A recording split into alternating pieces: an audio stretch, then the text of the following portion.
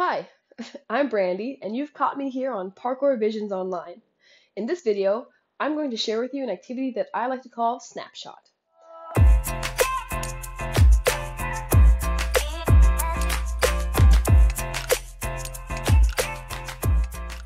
Snapshot is an activity meant to hone your awareness, perception, and your ability to manipulate objects in space. That might sound a little strange, but guess what? You're doing it all the time anyway. Whether you're jumping across walls, moving from railing to railing, or even just moving through your home without knocking anything down, you are using an awareness called proprioception to know how far you are away from objects. You're also constantly using the ability to know how much energy to put into something, whether it be a drawer that you're opening and closing, or a cabinet that you don't want to slam shut. For this activity, you'll need something that you can throw and catch. You can use something like this, just a ball that's a little bit deflated. What's nice about these is it doesn't go very far when you drop it. Trust me, in this thing, you will be dropping things. It can be something smaller if you want more of a challenge. This one also bounces, giving me a couple more options when we get into the activity. Or if you don't have anything like that, even just a balled up pair of socks can work great for this activity. Keep in mind, the larger the object is, the easier it tends to be. The smaller it is, the harder it tends to be. The lighter it is, well, when you get to a certain lightness, it can get very, very difficult. Likewise, something very heavy gets very difficult. So choose something that you know you can control with your eyes open perfectly for now. How do we start? Well, the first thing with Snapshot looks a lot like the first thing you do when you start to learn to juggle. All you're doing is tossing and catching your object, getting a feel for how well you can control it, and trying your best to have a perfect trajectory from one hand to the other, or from one hand to the same hand.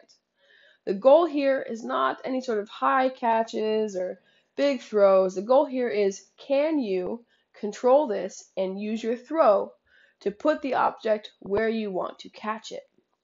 If you're someone who is more familiar with throwing and catching, and you feel pretty good about this already, you could even use spicier throws and catches. Once you feel good about your throwing and catching warm-up, the next step of Snapshot is to actually start taking snapshots. What do I mean by that? Well, if you've already warmed up, then you know that there's a point in your throw where the object is at the highest place it's going to be, and then it will come back down. This is its trajectory. With Snapshot, what you're going to do is at the peak of its trajectory, you're going to close your eyes. You're going to close your eyes, and then you're going to do your darndest to catch it where it was going in the first place. Let's give it a try.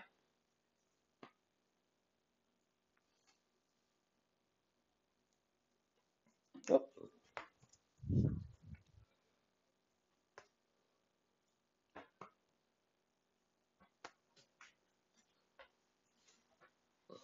Great. So that's the first stage of Snapshot.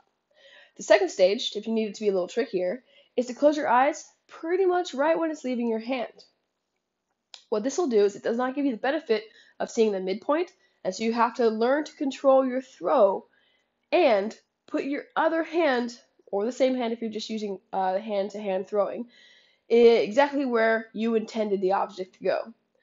It's funny because it doesn't take that much more time to come from here to here, but it makes a huge difference when we're working on tracking an object. Let's give that one a try.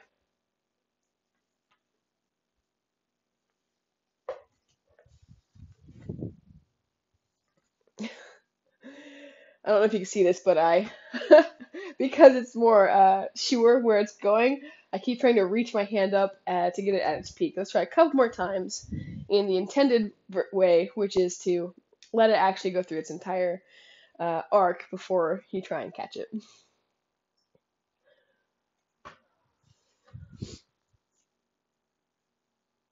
Oops. Okay, you get the idea. The final stage is to not have any snapshots at all. It's to throw and catch with your eyes closed, relying on your ability to feel what's happening with your object, to control it from your throwing arm, and to trust that you've thrown it and know where your other hand is. Let's give that a couple tries. See how we do.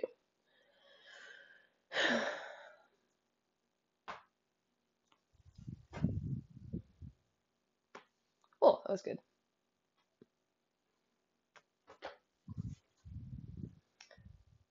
You'll notice depending on the object too, there might be an added difficulty of when to close your hand. Since I can't see the object coming in, I have to wait till I actually feel it before I have the signal to close my hand. This definitely gets pretty tricky. Again, if you're already really familiar with throwing and catching, use throws that are difficult for you. Some other notes about Snapshot. Mentioned before that you can use different objects. Well, if you have something like a wall, you can easily use this to change up your Snapshot activities by doing the same thing. First, I'm going to just practice catching off of the wall. Then I'm going to practice closing my eyes right after the bounce without knocking things down. And then finally, I would do it with my eyes closing right as I leave my hand, and then again right before it leaves my hand. Likewise, if you're using an object that bounces, you can do the same thing with the floor. Same progression. Eyes open, eyes closed on the bounce, eyes closed when it leaves your hand, and of course, eyes closed the whole time. And that's Snapshot. Keep in mind that even if you're proficient at something like throwing, catching, or moving objects, the idea of closing your eyes at different points in the control means that you're going to have a lot of benefit from this activity and a lot of failure. So you notice even in my demonstration, I'm dropping things, they're flying all over the place. That is the point of Snapshot. If you're perfect at it right away, you need to try and make it harder. Again, whether that's using something smaller, lighter, heavier, weird throws, whatever. The point is not to get really good at the regular throw. It's to get as good as you can at as many types of throwing, catching, and recovering as possible. And that's it. Now, if you want to know more about Parkour Visions, please see our website, parkourvisions.org. On there we have links to our live classes, other resources, and it's where you would go to contact us if you have any questions. Now, if you've tried Snapshot and you want to give me your thoughts, please put those comments in the section below the video and let me know your thoughts. How did this work for you? Did it work for you? Have you figured out something cool? Especially if you figured out something cool, I want you to share it with us so the rest of us can have the benefit of what you learned in your practice. And with that, have fun.